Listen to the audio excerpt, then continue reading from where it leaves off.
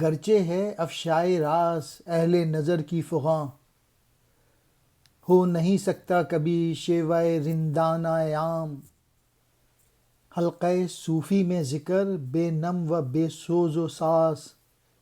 میں بھی رہا تشنہ کام تو بھی رہا تشنہ کام۔ علامہ اقبال کہہ رہے ہیں یہ بات صحیح ہے کہ اہل نظر کی جو فریاد ہے وہ عشق کے راز جو ہے وہ کھول دیتی ہے،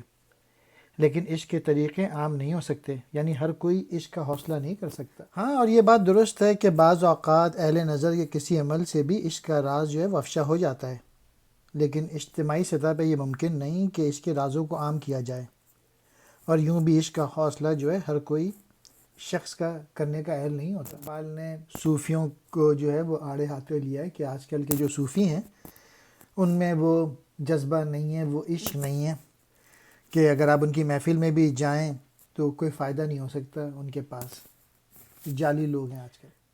افشائے راز، راز کا ظاہر ہونا، اہل نظر، نظر والے، شیوائے رندانہ، رندوں کا طریقہ، حلقہ صوفی، صوفیوں کا دائرہ، بے نم و بے سوز و ساز، آنکھوں میں آنسوؤں کے بغیر، اور یا پھر عشق کے جذبوں کی حدت سے عاری،